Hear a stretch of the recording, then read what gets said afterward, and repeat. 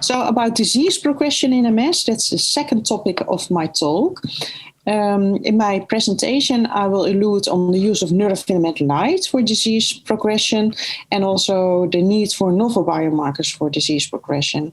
So neurofilament light, it has shown a relation with disease progression, for example, in clinical worsening, but also in using atrophy measures as outcome measures.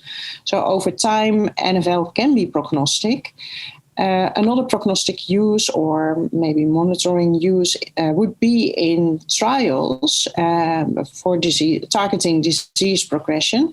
And then it would be very relevant to know whether someone who has a high level of neurofilament light at baseline before treatment would be more prone for a treatment effect, for example, because then you can enrich your trials. But we're not yet at that stage, I would say. So more research is needed for that. In terms of monitoring drug response in progressive MS, the effects are not completely clear, and the effects are probably not as strong as what we observed so far in relapsing MS. So it might be that NFL is maybe not the best prognostic biomarker or the best monitoring biomarkers in progressive MS in contrast to the relapse onset MS. So therefore we need novel biomarkers. So for that we want to undertake several studies.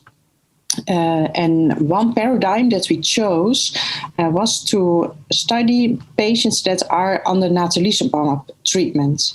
Because in natalizumab, all inflammation is dampened by the treatment because it's a very aggressive treatment.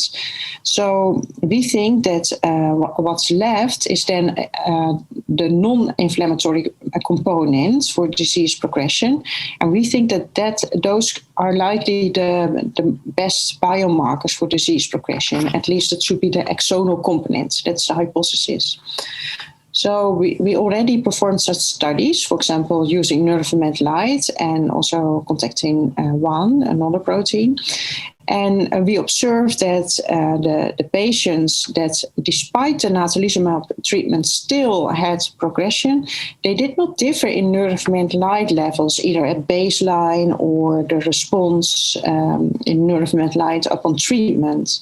So we could not use neurofilament light to predict who, despite of natalizumab treatment, still progressed, because that's a problem. 50% of the patients that are under natalizumab treatment still show progression. So 50% is an estimation. But we do think that this paradigm of patients that are under natalizumab treatment is a good idea.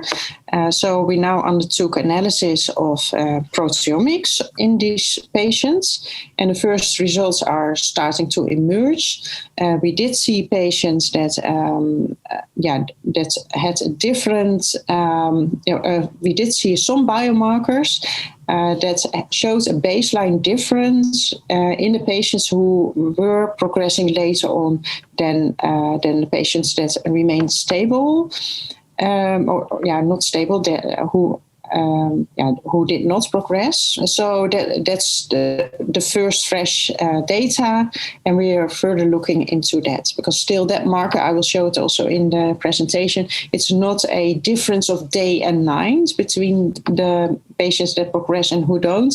And of course, we want to have markers that we're able to implement in clinical practice. So there you're looking for huge differences that you can really make a reliable answer for patients.